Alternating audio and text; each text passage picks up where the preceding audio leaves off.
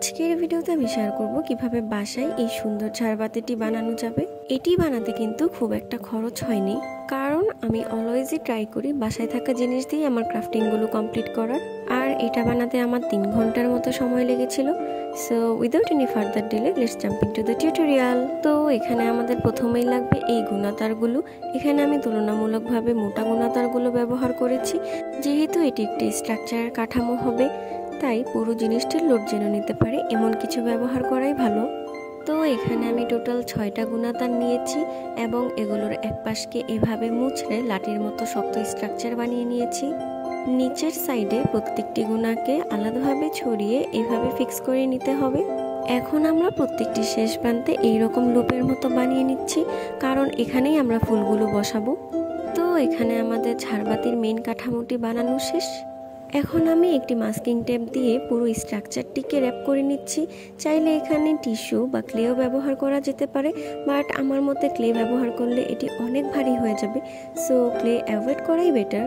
এই পর্যায়ে আমি এটিকে কালার করে নিচ্ছি। ঝাড়বাতি ম্যাক্সিমাম টাইমে গোল্ডেন কালারের হয়, তাই আমি এখানে এই গোল্ডেন কালারের স্প্রে পেইন্টটি ব্যবহার করছি। এখানে আমি কার্টুন থেকে কয়েকটি পাতা কেটে নিয়েছি, এগুলোকে গোল্ডেন কালার করে ড্রাই হওয়ার জন্য রেখে দিয়েছিলাম। এর মাঝে আমরা ফুলগুলো বানিয়ে নিব। এর জন্য একটি বড় টিস্যুকে আমি 4টি ভাগে কেটে নিয়েছি। এরপর এই 4টিকে একসাথে রেখে এভাবে টুইস্ট করে করে একটি স্ট্রাকচার বানিয়ে নিতে হবে, অনেকটা ছোটবেলায় আমরা যেরকম কাগজ দিয়ে হাত পাখা বানাতাম ঠিক সেই রকম। এখন এর মাঝের দিকটায় এরকম একটি ব্যান্ড ফিক্স করে নিচ্ছি। নেক্সটে এই দুই পাশে কেচি দিয়ে ফুলের পাপড়ির মতো করে কেটে নিতে হবে। আসলে এই প্রসেসগুলোকে কিভাবে এক্সপ্লেইন করতে হয় সেটি আমি বুঝতে পারছি না, তাও আমি নিজের মতো করে বুঝিয়ে বলার চেষ্টা করছি। আর যেহেতু আমি টিউটোরিয়ালে পুরো বানানোর প্রসেসটুকুই রাখি, তাই আই থিঙ্ক এটি দেখেই বোঝা যায়। আচ্ছা, এখন আমাদেরকে টিস্যুর প্রত্যেকটি লেয়ারকে এভাবে এক পাশ করে উঠিয়ে ফুলটি বানিয়ে নিতে হবে।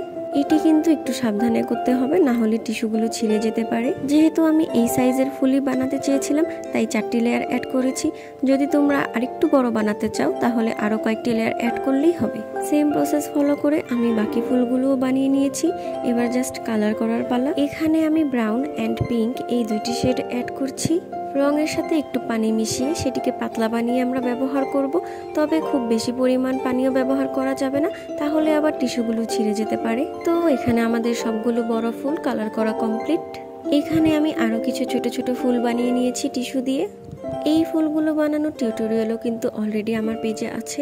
যাই হোক, এখন আমরা এগুলোকেও কালার করে নিচ্ছি। এগুলোকে দেখতে অনেক কিউট লাগছে।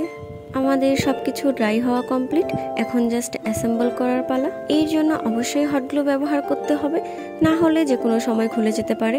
এই ফুলগুলোর পরিবর্তে আমরা চাইলে কিন্তু আর্টিফিশিয়াল ফুলও ব্যবহার করতে পারতাম, বাট আমি আমার টিউটোরিয়ালগুলোকে একটু কম খরচে করার ট্রাই করি, তাই সবকিছুই কিভাবে বাসায় বানিয়ে নেওয়া যায় সেটিই খুঁজে বের করি। সো এত কম খরচে ক্রাফটিংগুলো যে কেউ চাইলেই বাসায় বানিয়ে নিতে পারবে। এই তো এখানে আমাদের ফুল এবং পাতাগুলো লাগানো প্রায় শেষের দিকে, এন্ড আমি আমার ক্রাফটিং এর এই শেষের পার্টগুলোই সবচেয়ে বেশি পছন্দ করি, কারণ এখানে আমি বসে বসে জাস্ট অ্যাসেম্বল করি। তো আমাদের ঝাড়বাতিটি বানানো কমপ্লিট।